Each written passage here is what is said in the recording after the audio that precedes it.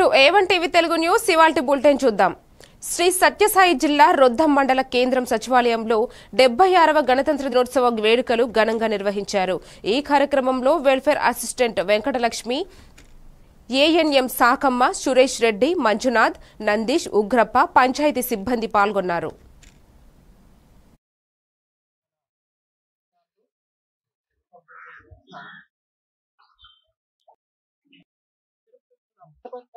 ద్వారా భారత దేశ రాజధాని న్యూఢిల్లీలో జరుపుకుంటారు.